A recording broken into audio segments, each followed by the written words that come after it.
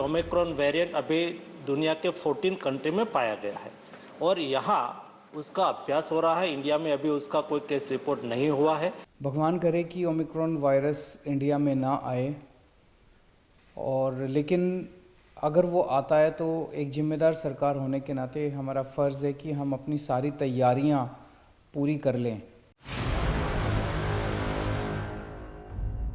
Corona के नए variant Omicron का खतरा भारत पर भी मंडरा रहा है और देश ने इससे निपटने की पूरी तैयारी भी कर ली है।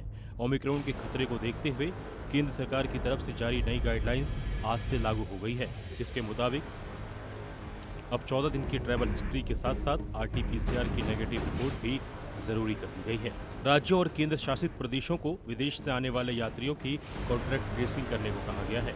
साथ ही पॉजिटिव रिपोर्ट वालों के सैंपल जीनोम सीक्वेंसिंग के लिए भेजने के निर्देश दिए गए हैं। कंटेनमेंट की गाइडलाइंस भी 31 दिसंबर तक बढ़ा दी गई है।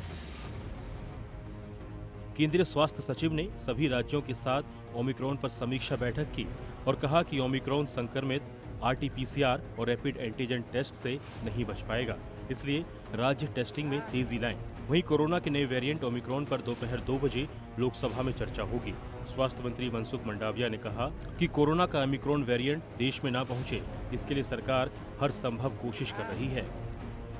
दुनिया में जिस तरह से इस वायरस के संदर्भ में हमें सूचना मिली है, उसको देखते हुए एक एडवाइजरी भी डिक्लेयर की गई है। पोर्ट पर हमने भी देखरेख रखना शुरू कर दिया है। कोई भी ऐसे संदिग्ध केस है तो उसको तुरंत ही चेक करके उसको जीनोमिक सीक्वेंसेस भी करा रहे हैं।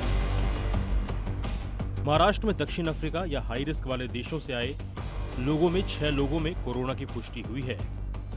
पिंपरी चिंदवड में 2, मुंबई महानगर पालिका में 1, कल्याण के डोंबिवली में 1, मीरा रोड भायंदर में 1 और पुणे महानगर पालिका में 1 व्यक्ति कोरोना संक्रमित मिला है। दक्षिण अफ्रीका से पिछले 2 हफ्ते में महाराष्ट्र आए लोगों की जानकारी जुटाई जा रही है। नए वेरिएंट ओमिक्रॉन के खतरे के बाद देश में कोरोना की तीसरी लहर की चिंता भी बढ़ने लगी है। IIT के प्रोफेसर मणिंद्र अग्रवाल ने ओमिक्रॉन के कारण भारत में कोरोना की तीसरी लहर की आशंका जताई है।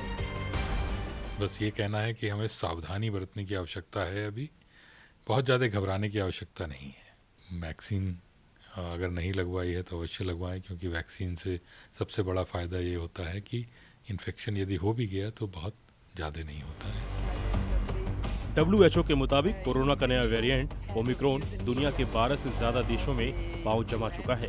ये वायरस भारत में ना पहुंचे, इसके लिए केंद्र और राज्य सरकार मिलकर साथ काम कर रहे हैं। कई राज्यों में ओमिक्रॉन वेरिएंट को लेकर अलग अलग दिशा निर्देश जारी किए गए हैं। Bureau report, C media.